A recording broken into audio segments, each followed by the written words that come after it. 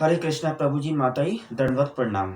मेरे से किए गए प्रश्न कृष्ण भावनामृत के अपने स्वयं के अभ्यास के लिए भगवत गीता जी 18.63 में कृष्ण के कथन यथेच्छसी तथा कुरु के महत्व पर चर्चा करें। अपने उत्तर में भगवत गीता अध्याय 1 से 18 के उपयुक्त श्लोकों का संदर्भ दें, जिसका उत्तर मैं इस प्रकार देना चाहता हूँ।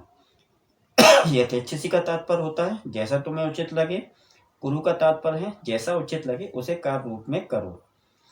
श्लोक नंबर 18.63 एक तरह से पूरी गीता जी के संदेश का निष्कर्ष निकलता है।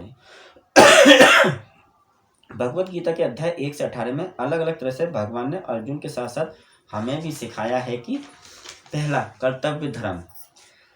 श्लोक नंबर 2.31 से 38 में भगवान ने स्वयं कहा है कि युद्ध से भागना अधर्म होता है। दूसरा, आत्मज्ञान। श्लोक नंबर 2.13 से 20 तक भगवान बताते हैं कि आत्मा ना मरती है और ना जन्मती है। भक्ति योग। श्लोक नंबर 9.22 से 9.34 और 18.65 में भगवान स्वयं कहते हैं मन मना मत भक्तो, अर्थात मन को कृष्ण में लगाना ही सर्वोच्च होता है। इस प्रकार अध्याय 1 से 18 तक भगवान ने धर्म, भक्ति, आत्मा, प्रकृति, कर्म और सत्य का ज्ञान दिया है। भगवान ने भगवत श्लोक 18.63 के माध्यम से अर्जुन को तथा हम जैसे भक्तों से कहते हैं कि मैंने तुम्हें सब बता दिया है, अब तुम देख लो तुम्हें क्या करना है। अर्थात भगवान कहते हैं कि भक्ति कभी दबाव से नहीं होती है तथा हमें ये सिखाते हैं कि जीवन के हर मोड़ पर निर्णय हमारा होता है। भगवान हमें मार्ग दिखाते हैं, चलना तो हमें खुद ही होता है।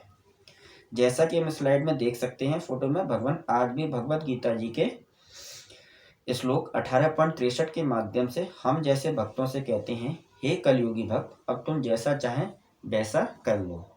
निष्कर्ष, इस प्रकार यहाँ पर इन दोनों शब्दों से हमें ये सीखने को मिलता है कि हमें अपना मन तथा कर्म दोनों भगवान में लगाना चाहिए। इन्हीं शब्दों के साथ त्रुटि के लिए क्षमा मांगते हुए तथा आगे के मार्गदर्शन के लिए अपेक्षा के साथ मैं अपना प्रेजेंटेशन को समाप्त कर रहा हूँ। हरे कृष्णा प्रभु जी, माताई दंडवत प्रणाम।